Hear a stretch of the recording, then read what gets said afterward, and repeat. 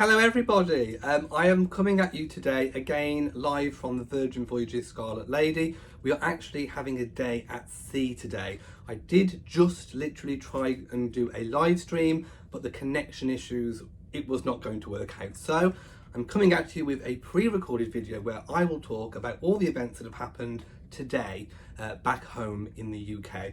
So I've made some notes so that I can keep myself on track. I do miss having the live interaction with people. I do very much prefer live chats, but anyway, the situation is what it is. So I also want to make a correction to myself from yesterday's video where we spoke about, somebody asked the question, what will the age be known as now that the great second Elizabethan era is over? And I hadn't heard what it was going to be called. So we were kind of going through, will it be like a Jacobean era again? Anyway, the answer has come forth. It is the Carolean era, the Carolean age, and it's spelled C-O-R-O-L-E-A-N.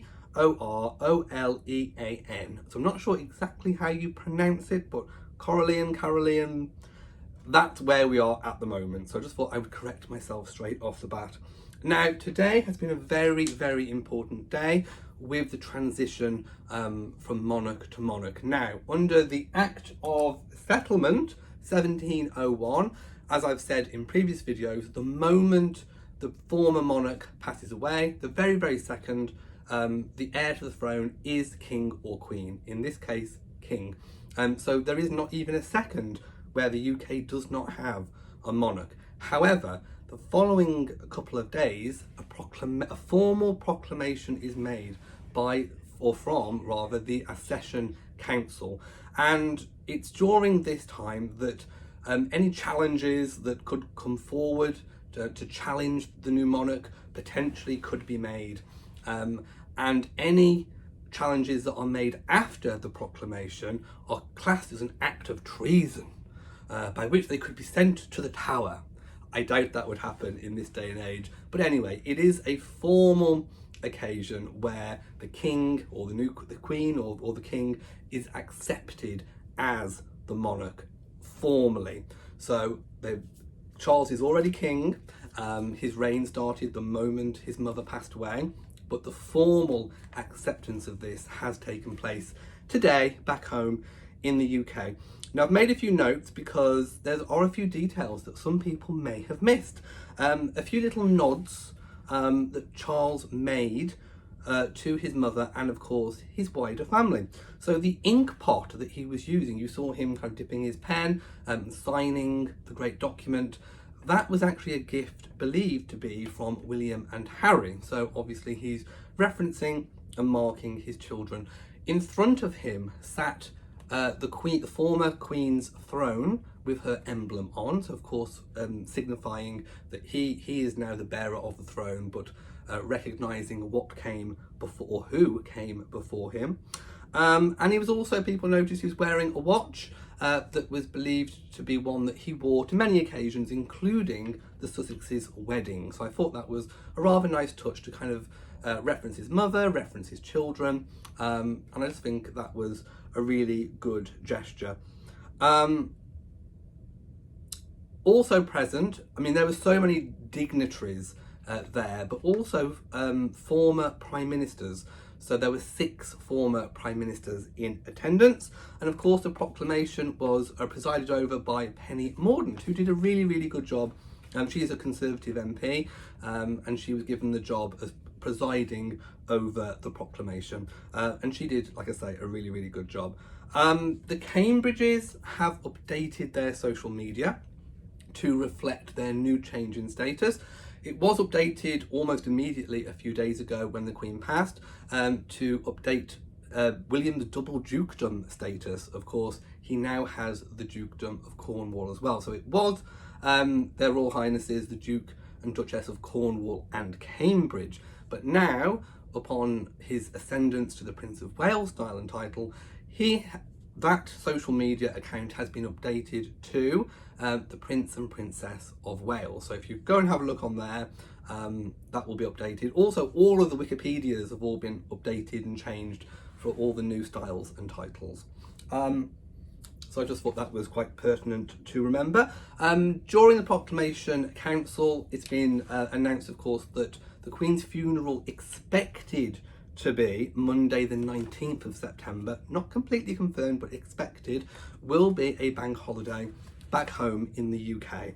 So that's, going to be nice that people can have that time off where possible to actually take the time and just watch the funeral and kind of, feel part of this historic event. The Queen's body will move tomorrow from Balmoral, where she has been at rest since she passed away. So her coffin will move along a ceremonial route to the Palace of Holyrood House. So the Palace of Holyrood House is the Queen's official palace in Scotland, and of course she passed away in Scotland, so it's rather fitting that she takes some time to rest there. And then of course her body will move later on to London. Buckingham Palace will be the first stop, and then the Palace of Westminster, where she will rest and lay in state in the Great Hall, and people, the general public, will be able to file by. You may remember that happened with the Queen Mother's passing.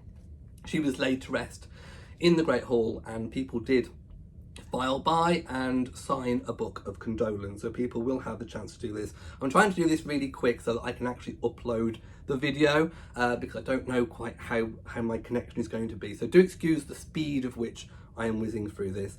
Now I do want to talk about the Royal Walkabout, the impromptu Royal Walkabout at Balmoral. So members of the family have been at Balmoral and are expected to remain at Balmoral for the foreseeable. And of course I'm talking about Princess Anne, her husband Timothy Lawrence, Zara and Peter, her children, are there. The Wessexes are there, so Prince Edward, Sophie Wessex and Lady Louise Windsor. James Viscount Severn is at school, so he is not there. We also saw Prince Andrew and Princesses Beatrice and Eugenie, and they had just attended a service of prayer at Craffykirk Church. Craffykirk Church is a church that the royals use. Normally you see them in the cars on Sundays. You see the press photographs of who's at Balmoral. So they were there having a service of prayer. Afterwards, it wasn't expected, but they did an impromptu walkabout. They were all wearing black, and the emotion was really, really palpable. Beatrice and Eugenie were upset. Zara was visibly upset. At the end, she was barely holding it together. They were touching each other and hugging each other and putting, a consoling arm around each other. It was really poignant to watch. I watched it live because we do actually get BBC on the TV here. So I was watching that live. It was very, very emotional. Lady Louise Windsor, again, the fact that she was there, she was one of the Queen's favourite grandchildren. She shares a passion for horses. Lots of people have asked in the comments of my previous video, what's going to happen to the Queen's dogs? The corgis and dorgies, and of course there aren't many left because the Queen did wind down her dogs after they passed away. So she hasn't really replenished in great number the amount of pets that she has, obviously owing to her great age. But the ones that are remaining are likely to be looked after. Camilla, the new Queen Consort, she is an avid dog lover. She has been president, patron, if you like, of Battersea Dogs Home, where she has rescued dogs herself from Battersea. So she, I am sure, will take on any remaining pets of the Queen, but also the wider family as well. If they wanted to take some on, there are plenty of dog lovers in the family. And of course the Queen's horses. She owns stud farms where she races her horses, and of course Camilla is an avid horse lover, so I'm sure Camilla will make sure that those horses are looked after and that the Queen's tradition is carried on. So I don't expect there to be any pets without owners, so I just thought I would clarify that for all you pet lovers out there. And Prince Harry is expected to remain with Meghan in the UK for the foreseeable future until the funeral is over, at that point they are expected to return to the US.